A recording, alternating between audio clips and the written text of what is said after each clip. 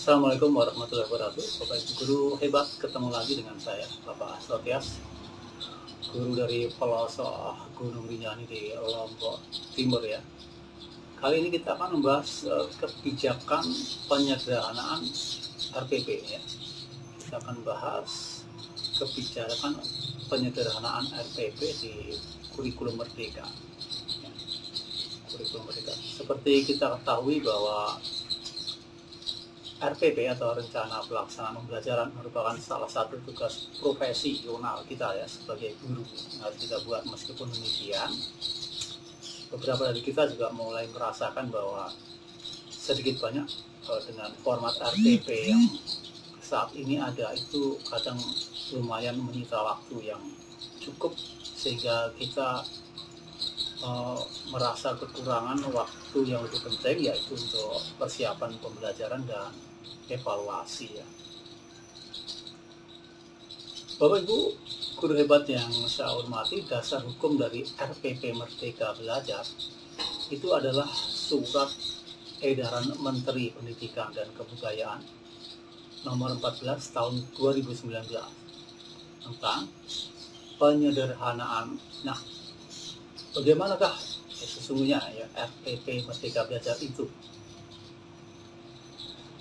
Nah, apakah yang menjadi pertimbangan penyederhanaan RPP? Jawabannya adalah karena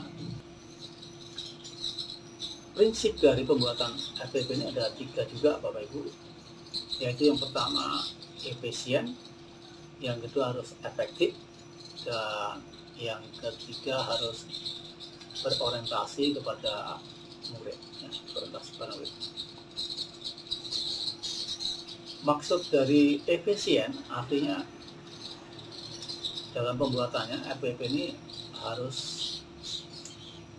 tepat ya, artinya tidak menghabiskan banyak waktu dan tenaga dari Bapak Ibu guru ya, sehingga waktunya bisa dialokasikan di tempat lain yang lebih penting ya, dalam hal ini mempersiapkan proses pembelajaran dan mempersiapkan evaluasi ya, atau melaksanakan evaluasi pembelajarannya. Dalam asesmen atau evaluasi kita kan perlu mengumpulkan banyak sekali data ya tentang perkembangan peserta didik kita.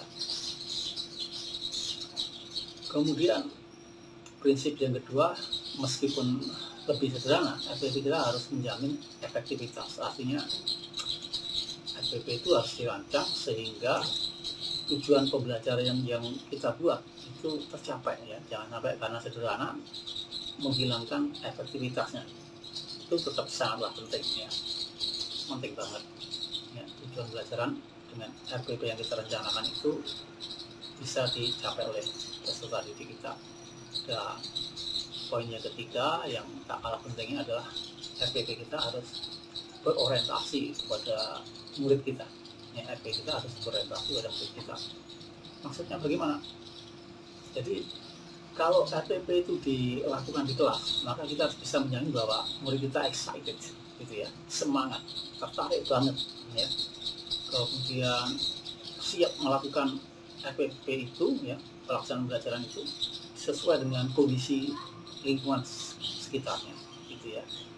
Itu yang poin ketiga. Jadi harus berorientasi, jangan sampai RPP kita tidak bisa dilakukan dengan baik karena tidak sesuai dengan kondisi peserta didik kita ya. Efisien, efektif, berorientasi pada peserta didik, itu poinnya ya. Kemudian ada pertanyaan juga, apakah kalau gitu, kalau hanya memuat 3 saja ya, 3 komponen aja ya, tujuan, proses pembelajaran dan asesmen, kalau gitu bisa dong menjadi singkat, hanya 1 halaman misalnya? Boleh ya, jawabannya adalah boleh. Prinsipnya harus 3 item itu, efisien, efektif, dan berorientasi pada murid itu ada. Jadi ini bukan masalah halaman, 1 halaman, 2 halaman, 3 halaman, atau berapa halaman gitu ya. Masalahnya adalah pada efisien ke HPP kita, efektif ke HPP kita, dan apakah bisa berorientasi pada murid kita ya.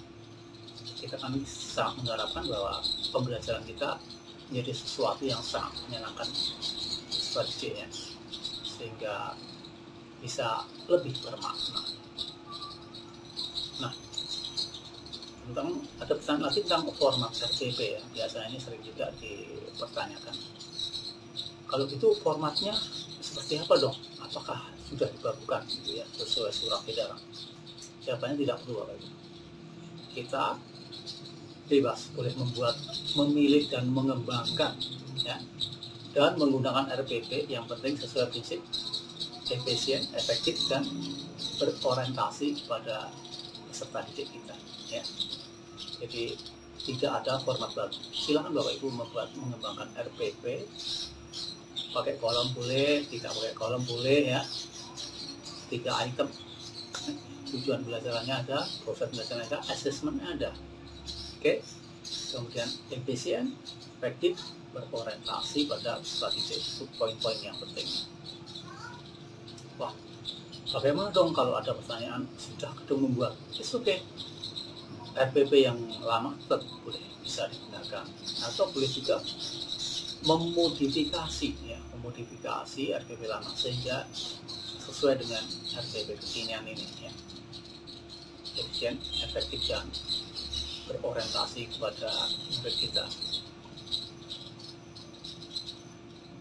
Nah, kita perlu menekan lagi kalau itu berapa jumlah komponen dalam RPP. Sekali lagi, komponen RPP yang wajib 3 saja ya. Di RPP kita harus ada tujuan pembelajarannya, kemudian ada langkah-langkah pembelajaran, kemudian terakhir harus ada penilaian pembelajaran atau asesmen ya. Nah, komponen lainnya boleh nggak? Boleh ya. Komponen lainnya fungsinya adalah sebagai pelengkap ya. Misalkan link sumber belajar, prasyarat pengetahuan, apalagi ya, alat ya, dan bahan kalau praktikum dan seterusnya ya. Tapi dengan Bapak Ibu guru tiga itu mencantumkan 3 itu SOP juga ya, karena semuanya sudah ada di silabus kita harapkannya.